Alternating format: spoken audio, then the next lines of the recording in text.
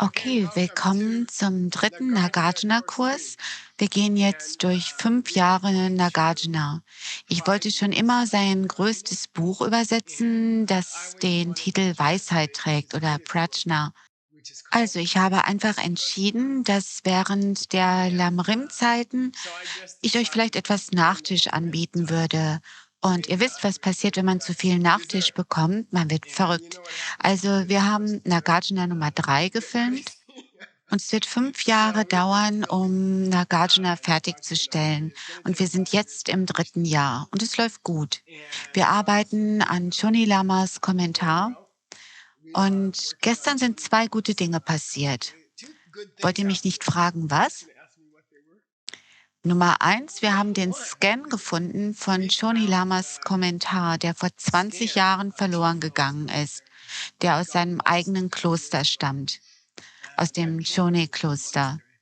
Und jetzt kann ich tatsächlich etwas überprüfen. Und es war die einzige Kopie auf der Welt. Und darüber können wir eines Tages reden. Und zweitens, seid ihr bereit? Das Peachtree Café hat alle seine Genehmigungen erhalten vom Landkreis. Nach 1,5 Jahren des Kampfes, ich hatte fast einen Herzinfarkt. Ich weiß nicht, warum sie es getan haben, aber Gott segne sie. Also, ich fühle mich gut heute.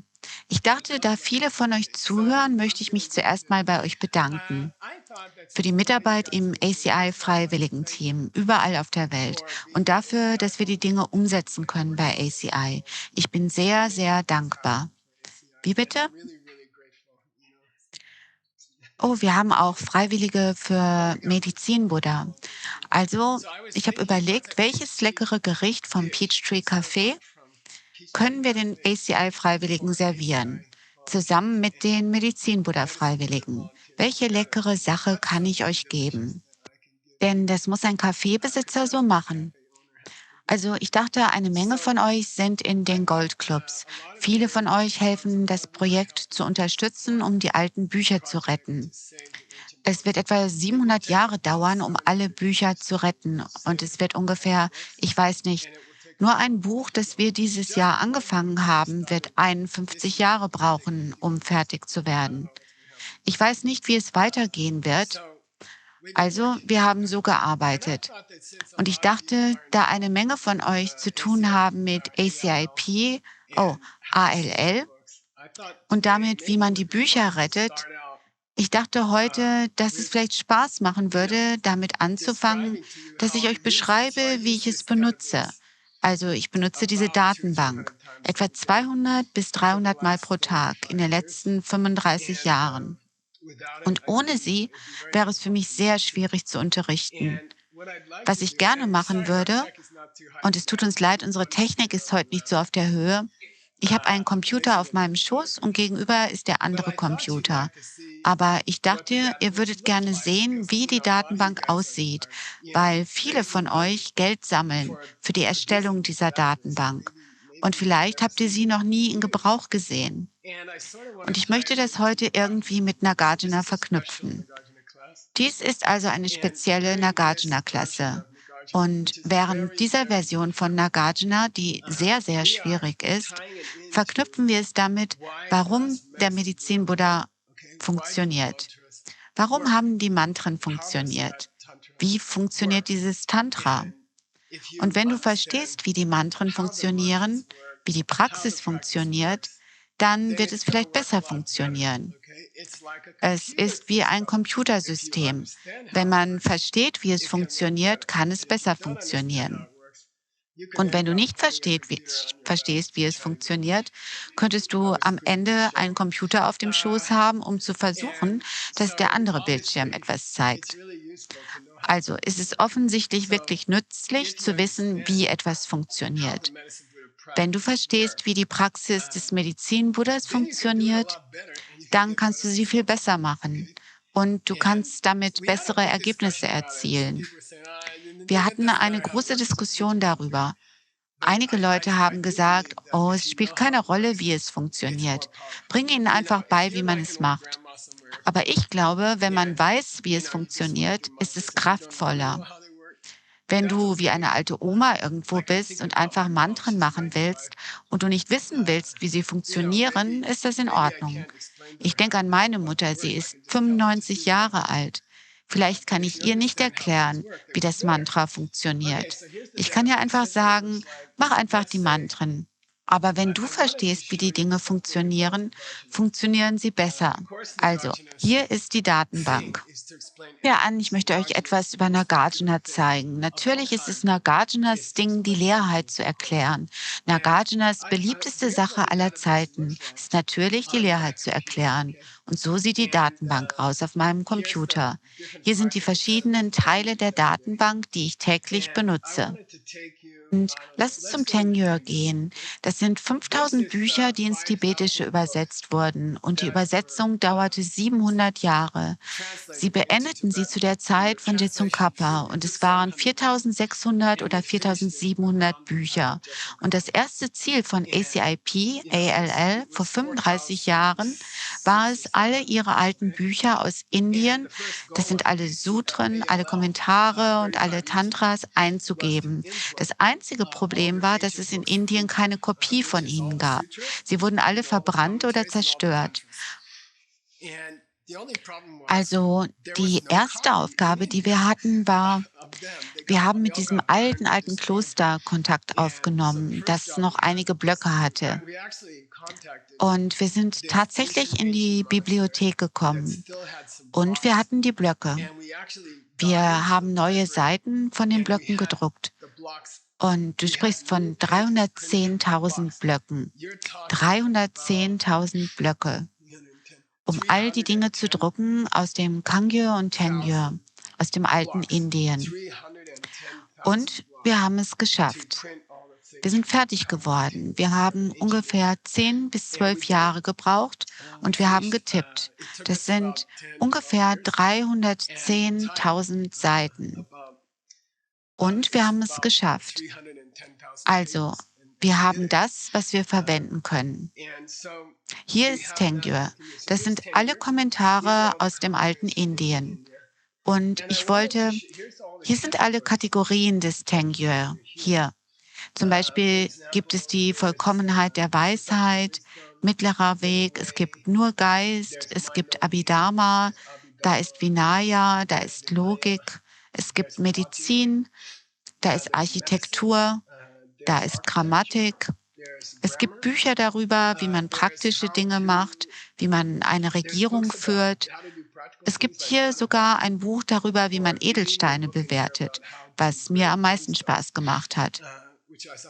Ich wollte euch diese Kategorie zeigen. Die zweite hier, die Vajrayana genannt wird, der Diamantweg. Und wie du sehen kannst, sind es es sind 78 verschiedene Bände in alten Kommentaren zu den Tantras. Die Tantras umfassen etwa 500.000 Seiten, aber hier hat man ungefähr 78.000 Seiten mit Kommentaren dazu. Und diese sind unterteilt. Nebenbei bemerkt, die Anordnung des Vajrayana war geheim und ich und die ehrenwürdige Jigme haben es herausgefunden mit Hilfe eines alten Kommentars, den wir gefunden haben. Es war wirklich eine große Sache, dass nach, ich weiß nicht, sie wurden vor 300, 400 Jahren geschnitzt, jemand herausgefunden hat, wie sie die Tantras in die Reihenfolge gebracht haben, in der sie sind, was wirklich fantastisch ist. Ich weiß nicht, ob ihr das sehen könnt, aber hier sind die 4 Klassen des Tantra. Es gibt 4 verschiedene Stufen des Tantra. Zum Beispiel Medizin-Buddha ist die 4. Stufe und die höchste Stufe wird Anuttara genannt. Erste Stufe und gehen wir zu Anuttara. Hier sind, ich weiß nicht, 17 verschiedene Kategorien von verschiedenen Anuttara-Tantras. Zum Beispiel ist Chakra Samvara hier, Kala Chakra ist hier, ein Teil von Tara ist hier. Vielleicht das höchste Tantra wird Guhya Samaja genannt und das war der Favorit von Jetsun Kappa. Dies ist auch das, was verwendet wird für das tantrische Kolleg. Mein Lehrer, der stellvertretende Direktor war im Jahr 1955. Wenn du in die Guya Samaja Geheimbücher gehst, gibt es 5 große Kategorien und Hunderte von Büchern. Die erste Kategorie heißt Luru Bluk. Das bedeutet das System von Nagarjuna. Also die Leute fragen mich, hey, hat Nagarjuna etwas über Tantra gewusst? Ja, der höchste Teil des höchsten Tantras ist Nagarjuna und es ist alles ihm gewidmet. Es sind 50 Bände gewidmet der Interpretation des Diamantweges nach Nagarjuna. Und er ist die erste Person, die im Tengyur erwähnt wird. Er ist also der größte Experte, nicht nur für die Leerheit, sondern er ist der größte Experte, wie ihr hier sehen könnt, für die geheimen Lehren. Er ist die Nummer eins. Er war der höchste Lehrer und sein System wurde aufgezeichnet und im alten Indien verwendet. Und es existieren noch ein paar tausend Seiten mit Erklärungen zu seiner Version des Guhya Samaja, was wiederum Tsongkhapas Lieblingstantra war, das er selbst verwendete. Und das sind also die Bücher aus dem alten Indien. Und der erstklassige Schwerpunkt der Geheimlehren, der höchsten Klasse der Geheimlehren, ist Nagarjunas System. Nagarjunas Präsentation, die sehr, sehr schön ist. Nehmen wir nun an, ich arbeite mit der Datenbank und ich möchte sehen, nun, wir haben die Tibeter. Die Tibeter haben 1000 Jahre an Kommentaren. Was haben sie gesagt über Nagarjunas Abhandlung des geheimen Weges, des Diamantweges? Also dann in der Datenbank würde ich zu Sumbum gehen. Das heißt, hier sind alle tibetischen Bücher. Und ich weiß nicht, wir haben ungefähr 50.000 Bücher fertiggestellt. Und hier kann man sagen, ich habe auf Lojong geklickt und auf der rechten Seite kann man alle Bücher sehen. Eigentlich sind es alle Regale unserer digitalen Bibliothek, die Lojong haben. Das sind ungefähr 150 Lojongs. Und nebenbei bemerkt, es waren 35 Jahre wirklich harter Arbeit. Zunächst einmal, um die Bücher zu finden, dann die Bücher eingeben. Und niemand in der Geschichte hat sie katalogisiert. Niemand, und wir haben sie katalogisiert. Das hat ungefähr 30 Jahre Arbeit gekostet. Also wir reden nicht viel darüber, ihr habt wahrscheinlich nie davon gehört, aber es hat Tausende von Stunden Arbeit gekostet, um die Bibliothek zu ordnen. Sagen, oh, Tantra ist hier drüben, der mittlere Weg ist dort, Abhidharma ist da hinten und dann alle Regale zu ordnen. Es hat viele, viele Tausende von Stunden gedauert. Also lass uns zum Tantra gehen. Schauen wir einfach mal, wie sind die Tibeter mit Tantra umgegangen. Es ist zufällig und nebenbei bemerkt, ihr könnt hier alle Kategorien sehen. Vinaya, es gibt die Abstammungslinie, es gibt Geschichtsbücher, mittlerer Weg, vergleichende Philosophie, Abhidharma. Also lass uns zum Tantra gehen, das Jud genannt wird. Und auf der rechten Seite könnt ihr alle verschiedenen tantrischen Systeme sehen. Es sind 130. Medizin-Buddha ist einer. Und es gibt noch 129 andere, die wir erhalten haben. Ihr könnt also hier sehen zum Beispiel Manjushri, Weißer Manjushri, Chakrasamvara, Amitabha. Wir haben katalogisiert und wir haben 130 verschiedene Schulen des Tantra gespeichert. Also Medizin Buddha ist nur eine Schule des Tantra, dann gibt es noch 129 andere, die wir identifiziert haben und die wir wiederhergestellt haben. Also wenn ihr hier schaut, gehen wir zu dieser Nagarjunas Präsentation des höchsten Tantra, das Guhya Samaja genannt wird. Und es ist genau hier. Dann kannst du hier rechts sehen, das sind all die verschiedenen Kategorien des Guhya Samaja und der Kommentare, wie man seinen Geist nach dem Tod weiterführt, wie man Guru-Yoga macht, wie man Retreat macht, wie man Ermächtigung durchführt, wie man das Mandala zeichnet, wie man Tormas macht, wie man die Mantren spricht, wie man die Bekenntnisse macht, wie man die 4 Kräfte ausübt, gemäß Guhya Samaja, wie man die Feuerdarbringung macht und viele, viele dieser Kategorien. Also das ist nur Nagarjuna. Das ist nur Nagarjunas Tantra. Und lass uns nachsehen. Schauen wir mal, wie viele Seiten es gibt. Es sind also 7 Millionen Bytes. 7 Millionen Bytes.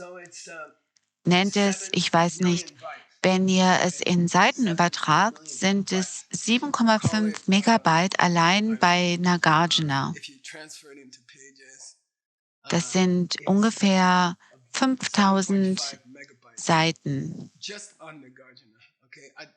5000 Seiten von Nagarjunas Erklärung der geheimen Lehren. Warum reden wir über all das? Nun, wie ihr vielleicht bemerkt habt, hat Nagarjuna das Ritual gemacht, das wir benutzt haben, um unsere Bodhisattva-Gelübde abzulegen. Ohne dieses Ritual für die Bodhisattva-Gelübde darfst du nicht Medizin-Buddha studieren. Man muss eine Ermächtigung haben und dann muss man die Gelübde ablegen. Zumindest das Gelübde zu versuchen, ein Bodhisattva zu sein. Ihr müsst diese Zeremonie durchlaufen und wir haben Nagarjunas Zeremonie benutzt.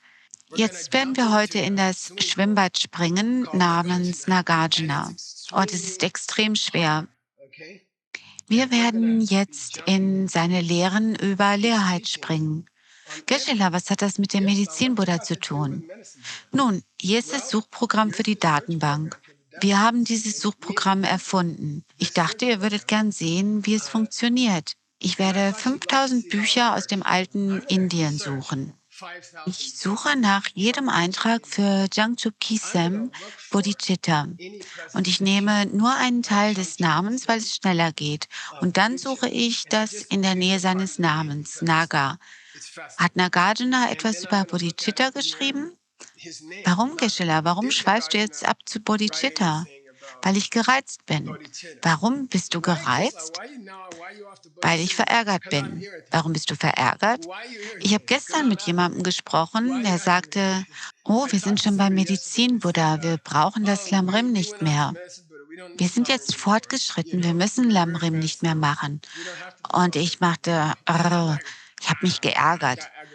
Also die Person, die 8000 Seiten an Kommentaren geschrieben hat, die auf ihm basieren und einige davon von ihm über die höchsten Lehren des Tantra. Hat er Lamrim studiert? Hat er geglaubt, dass Lamrim immer noch wichtig war? Oder ging er einfach weiter zum Medizin-Buddha? Nun, hier ist es. Du kannst die Datenbank fragen. Hey, Datenbank. Entschuldigung. Hielt Nagarjuna Bodhicitta für wichtig? Und dann kannst du schauen. Du suchst, ich weiß nicht, 1 Million Seiten in 1,5 Sekunden. Seid ihr bereit? Seht ihr zu? Los geht's. 1, 2, 3, gefunden. Luru bedeutet Nagarjuna und hier ist das Buch mit diesem Titel. Ja, er hat ein Ritual geschrieben für das Ablegen der Bodhisattva-Gelübde und es steht in den alten Büchern. Hat er noch etwas anderes geschrieben? Ja, er hat das geschrieben, einen Kommentar darüber, wie man Bodhicitta erlangt. Er schrieb einen Kommentar darüber, wie man Bodhicitta erlangt. Wo ist dieser Kommentar zu finden? In den Tantras, okay? Nagarjunas Kommentar darüber, wie man Bodhicitta erlangt, ist tantrisch. Es ist im Tantra. Das habe ich nicht gesagt, die haben es gesagt. Also, jetzt hast du 8000 Seiten an tantrischen Kommentaren und Quelltexten über Nagarjunas System über Tantra. Vielleicht versteht er den Medizin-Buddha. Vielleicht dachte er, dass es wichtig sei, deine Bodhisattva-Gelübde als Teil des Tantras abzulegen. Er hat das Buch geschrieben. Er hat das Buch geschrieben, okay? Also ich wollte euch nur beeindrucken. Es gibt eine große Verbindung. Du musst Lamrim studieren, wenn du Tantra studieren willst. Medizin Buddha. Und besonders den Teil des Lamrim, der sich mit Mitgefühl und Liebe beschäftigt. Und besonders den Teil über Leerheit. Du musst Leerheit verstehen. Oder das Mantra funktioniert nicht. Du kannst den ganzen Tag sitzen und Mantren sprechen, aber wenn du nicht verstehst, wie etwas funktioniert, funktioniert es nicht. Das ist komisch. Du kannst Mantren sagen, das ist okay. Du bekommst ein bisschen gutes Karma wegen deiner Motivation. Aber wenn du dich durchkämpfst durch Nagarjunas Darstellung der Leerheit, dann wirst du wirklich den Medizin-Buddha verstehen. Also nennen wir dieses Programm die Leerheit des Medizin-Buddhas. Lasst uns in die Leerheit des Medizin-Buddhas springen. Und ich sage, das ist der einzige Weg, damit es wirklich gut für dich funktioniert. Ich freue mich darauf, es mit euch Freiwilligen zu teilen, denn ich denke, ihr seid die ernsthaftesten Leute auf der ganzen Welt. Und ich mag ernsthafte Menschen. Es gibt eine Menge Leute, die, wenn ich sage, kämpfen wir uns durch Nagarjunas schwierigstes Buch über die Leerheit, weil er Tantra verstanden hat und er wusste, dass es notwendig war für Medizin Buddha. Es gibt tatsächlich 8000 Seiten über sein Verständnis von Tantra, die bereits in der Datenbank sind. Lasst uns darüber nachdenken. Ich gehe also davon aus, dass ihr nicht verwirrt oder verrückt werdet. Wir müssen uns den Weg erkämpfen, tief durch die Leerheit. Im Kloster, wenn der Lehrer dich bezüglich der Leerheit verwirren kann, erhält er es für einen Fortschritt. Wenn du denkst, du verstehst Leerheit nach einer halben Stunde, dann liegst du falsch. Ich habe ungefähr 20 Jahre oder so gebraucht. So, jetzt geht's los. Wir gehen jetzt zu unserem eigentlichen Text heute. Dies ist unsere Tieftaucherklasse Nummer 7. Jetzt geht's los. Alles klar, Onkel Tim? Bist du bereit mit dieses Kapitel? Lass uns zum Kapitelnamen gehen. Übrigens sind wir schon gut mitten im Text. Dies ist das Kapitel 13 und es heißt eine Untersuchung der Faktoren. Nun, die schlauen Leute unter euch, ihr solltet zu Opa sagen, warte, das haben wir doch schon in Kapitel 1 gemacht. Nun, wie hieß denn Kapitel 1? Eine Untersuchung von Bedingungen. Qian-Chi, die 4 Bedingungen. Jetzt, 12 Kapitel später, beschließt er Faktoren zu behandeln. Nun, was ist der Unterschied zwischen einem Faktor und einer Bedingung? Lass uns zurückgehen. Kannst du es wieder einblenden? Ja. Duji bedeutet Dinge, die andere Dinge geschehen lassen. Oftmals bedeutet Duji sekundäre Ursachen. Deshalb habe ich es mit Faktoren übersetzt. Beispiel, was ist die Hauptursache für einen Baum? Der Samen. Das heißt Nyalengigyu. Das nennt man die unmittelbare Ursache. Und dann hast du Duje, das bedeutet beitragende Faktoren wie Wasser, Sonnenlicht, Dünger. Was bedeutet Takpa, Leute? Ist das Kapitel Untersuchung? Ups, wie heißt es in Sanskrit? Pariksha. Pariksha. Die Frage rundum anschauen. Pari wie Periskop, Iksha, das ins Deutsche kam als Auge und ins Englische kam es als EYE. Deshalb gibt es ein Y im englischen Wort für deinen Augapfel. Also jedes Kapitel der 27 Kapitel in Nagarjunas schwierigstem und wichtigstem Werk namens, nein, sein Buch, einfach Weisheit. Und das ist so Nagarjuna. Er hat nicht gesagt, eine Diskussion über die Einzelheiten der Weisheit. Jemand hat ihn gefragt, wie heißt dein Buch? Er sagte, Weisheit. Ja, aber was? Weisheit. Aber Weisheit. Und es ist so Nagarjuna, Mann der wenigen Worte. Wir werden also nachforschen, wie eine Sache eine andere Sache verursacht. Aber dieses besondere Kapitel ist nicht auf eine offensichtliche Weise benannt. In diesem Fall bedeuten Faktoren Illusion. Was ist also der Zusammenhang zwischen einer Sache, die eine andere Sache verursacht, und die Idee einer Illusion, Maya, eine Illusion? Er hätte dies also eigentlich Maya Pariksha nennen sollen. Es geht nicht wirklich um die verschiedenen Arten von Faktoren. Das hat er schon im ersten Kapitel gemacht. Im Kapitel 13 spricht er darüber, wie Ursachen und Bedingungen mit der Illusion verbunden sind. Also, los geht's. Legt euren Sicherheitsgurt an. Und nebenbei bemerkt, ist er nicht zufrieden damit, Illusionen zu behandeln. Zum Schluss behandelt er Tong Niki Tongpa. Tongpa Niki Tongpa. Die Leerheit der Leerheit. Also habt ihr heute Morgen Pech gehabt. Ihr seid in eine Rakete gestiegen und wir werden über die Leerheit der Leerheit sprechen, wenn ihr heute fertig seid. Und ich werde immer wieder auf die Medizin-Buddha-Praxis zurückkommen und dir zeigen, warum, wenn du die Leerheit verstehst, deine Mantren kraftvoller sein werden. Und deine Praxis wird mehr und du wirst ein super Medizin-Buddha-Typ sein. Ja? In Ordnung, los geht's. Erster Vers, Herr Tim.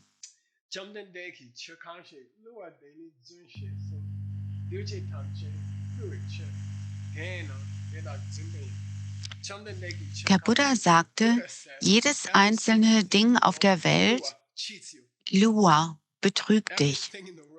Alles auf der Welt betrügt dich. Die Mantren des Medizin-Buddha betrügen dich auch. Was? Dann kommt immer, warum? Warum? Weil Sumba, sie lügen dich an. Sie lügen dich an. Alles auf der Welt betrügt dich. Warum? Weil sie dich anlügen. Sumba Tsum, sagte der Buddha. Also, das ist ein sehr, ich bereite euch nur vor, wenn ihr jemals in ein Kloster kommt und ihr jemals im umgangssprachlichen Tibetisch debattiert mit 2000 Wörtern pro Sekunde, dann könnte jemand dieses Lieblingsthema ansprechen. Sangyeki Dzun Sung. Der Buddha sprach Lüge.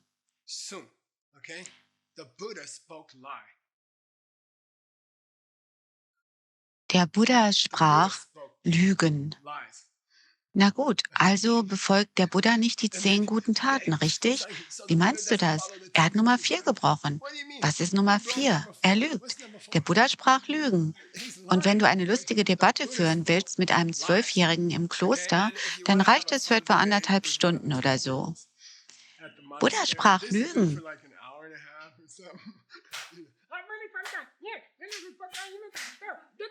Hier hat er Lügen gesprochen. In Nagarjuna sprach er Lügen. Aber was bedeutet das wirklich? Er sagte, alle Dinge, die Ursachen haben, lügen euch an. Er hat also gerade das Wort Lüge erwähnt. Er hat keine Lüge gesagt. Er sprach Lügen. Wo hat er keine Lüge gesagt? Habt ihr es? Das ist ein Scherz. Na gut, wenn du jemals mit den 12-Jährigen debattierst, kannst du dir das notieren. Alles, was eine Ursache hat oder alles, was eine Ursache ist, lügt dich an. Deshalb, Entschuldigung, alles, was eine Ursache hat, betrügt dich. Deshalb sind sie Lügner. Zumba, sie sind Lügner. So beginnt Nagarjuna das Kapitel. Und deshalb hatten wir Tim und Opa auf dem Bild zu Beginn der Klasse.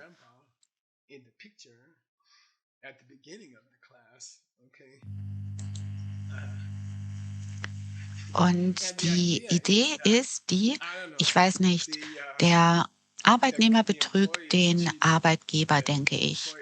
Und er wurde erwischt. Die Idee ist also, der Arbeitnehmer betrügt den Arbeitgeber. Und deshalb muss er den Arbeitgeber anlügen. Es gibt also einen Zusammenhang zwischen Betrug und Lügen.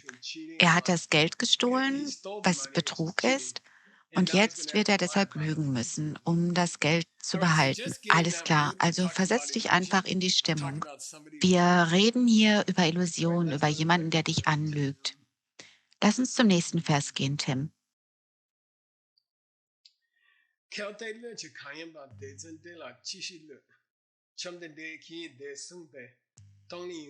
Schau, okay, ich stimme zu. Also angenommen, alles betrügt mich. Worauf bezieht sich die Lüge dann? Wie lügen mich Dinge an, einschließlich der Medizin-Buddha-Praxis und einschließlich der Medizin-Buddha-Mantren? Wie können sie mich anlügen? Wie lügen sie mich an? Schau, er hat gesagt, dass sie dich anlügen. Und das brachte ihn auf das Thema von Tongi, Leerheit. Wow, was hat er gemeint? Nun, die Ehrlichkeit der Transaktion dieses Angestellten existiert nicht. Er betrügt die Firma. Wie viel Ehrlichkeit steckt in seinem Geschäft? Wie viel Ehrlichkeit ist im Spiel an diesem Schreibtisch in diesem Moment? Null. Das nennt man Leerheit. Verstanden? Wenn dich jemand anlügt, gibt es dort keine Realität. Dann ist die Situation leer von Realität. Wenn dich jemand betrügt, lügt er dich an. Wenn er dich anlügt, ist die Wahrheit weg. Und das ist eine Art von Leerheit. Wenn es nicht real ist, ist es leer. Buddha sagt, Dinge, die dich betrügen, lügen dich an. Alles um dich herum betrügt dich. Alles um dich herum, einschließlich der Medizin Buddha-Mantren, lügt dich an. Und deshalb ist alles leer. Es gibt dort keine Wahrheit. Nichts ist real. Verstanden? In Ordnung. Ich weiß nicht. Ich habe versucht, ein Bild über Lügen zu finden. Hier ist es. Es ist eine Gucci-Tasche, die man in Thailand auf der Straße kauft für $2. Es gibt einen Ort oh nein, der ist in Peking. Da gibt es einen speziellen Markt. Mein Freund ist ausgerastet. Mein Freund aus Israel, er ist auf diesen Markt gegangen und er hat etwa 30 Gucci-Taschen gekauft für all seine Verwandten. Und jede kostete etwa $1. Du hebst sie auf und der Griff fällt ab oder sowas. Sie sieht aus wie eine Gucci-Tasche, aber es ist eine gefälschte Gucci-Tasche. Und der Buddha sagte, alles um dich herum ist so. Alles lügt dich an. Gehen wir zum nächsten Vers.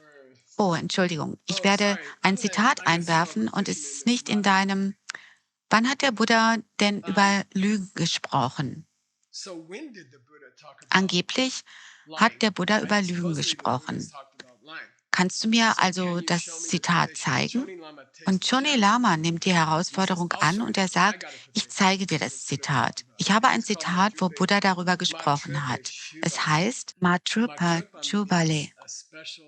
Trupa bedeutet ein besonderer See, der niemals austrocknen wird. Trupa bedeutet austrocknen. Matrupa bedeutet kann nie austrocknen. Vatapta auf Sanskrit. Anavatapta. Manchmal heißt er nicht warm, aber es gibt einen Naga, der in dem See lebt. Sein Name ist Madrupa Anavatapta.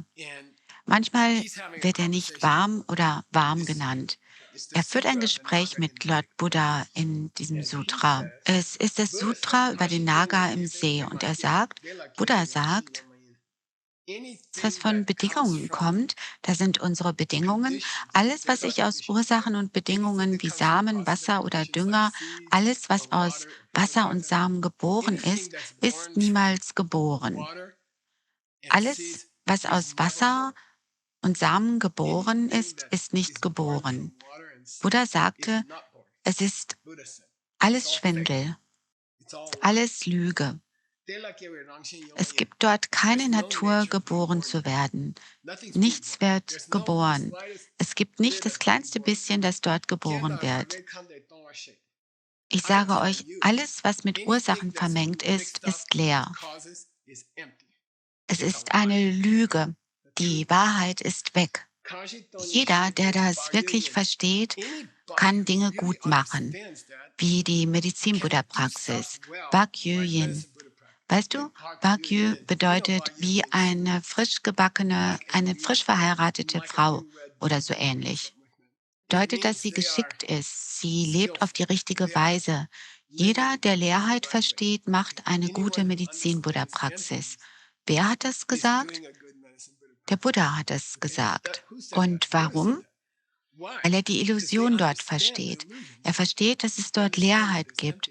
Und das ist es, wo der Buddha Lügen beschrieben hat.